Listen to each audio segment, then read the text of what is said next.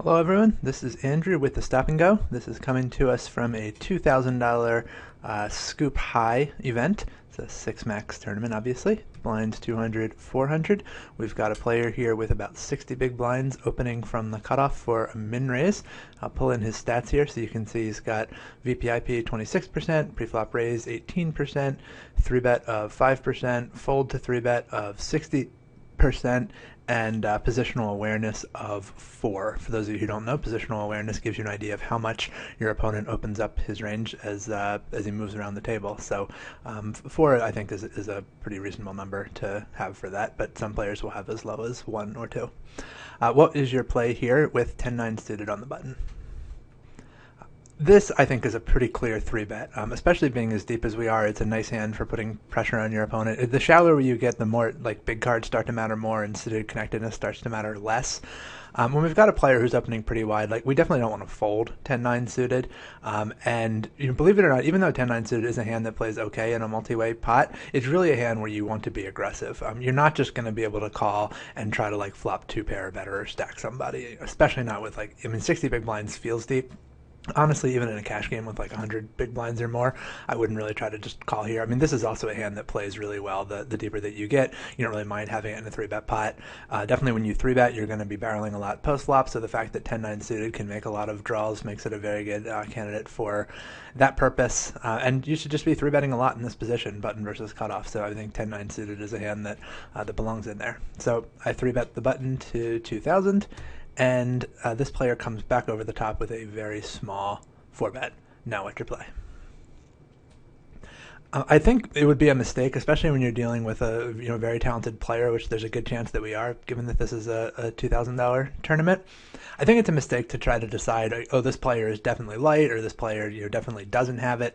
I think most better players are going to, with the stack sizes being what they are, I don't think they're going to use a bunch of different 4-bet sizes where, when he has aces, he's going to make it 5,000, and when he has jack 5 offsuit, he's going to make it 4,500.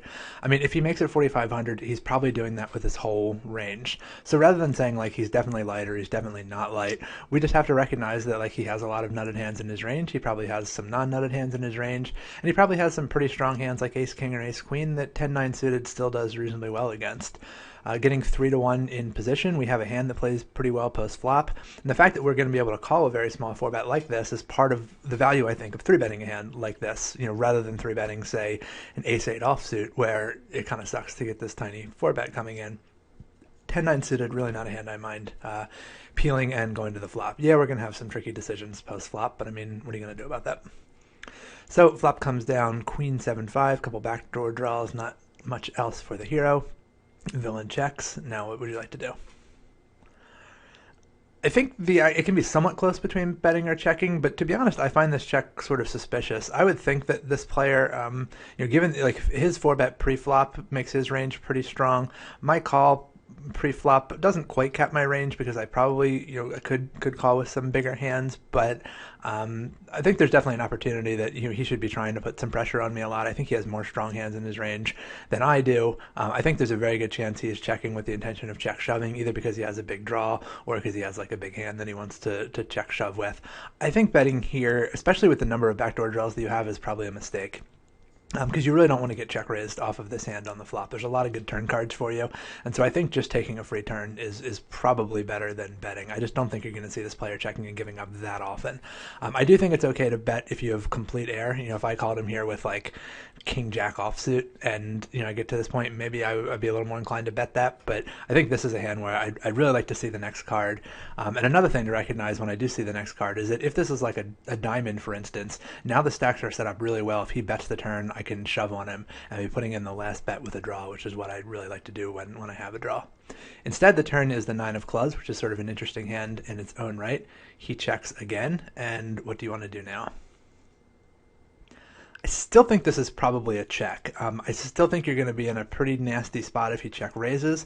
I don't really see him check calling with worse. So I think that the only thing you accomplish by betting here, which isn't trivial, but I think the only thing you accomplish is folding him off of hands like ace X, king X, etc.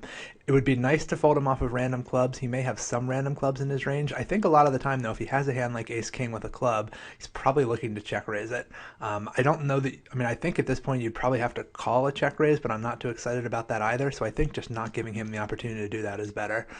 Yeah, it's unfortunate to give him a free river card, but giving him the opportunity to check raise you, or you're putting a lot of money in here bad, is also a pretty big mistake, I think. So check behind. River is the deuce of diamonds. Now he bets pot. And final question, what is your play? I actually chose to fold here. I think this is slightly exploitable. I think that it's okay to call, especially if you're playing against someone who you think is pretty tough. I kind of decided with this action that I thought if he were bluffing, he probably wouldn't bet this large to do it, because I think he would be thinking about trying to get me off of somewhat weaker hands than this. I could easily be wrong about that, and I don't feel great about this fold, but I think it was kind of a game flow thing where it just seemed to me at the time that he wasn't very likely to be bluffing. I also think you'd probably see bluffs here in tournaments a little bit less, given that it's like half of his stack, than you might in an equivalent cash game sort of situation where people don't have to be risk averse.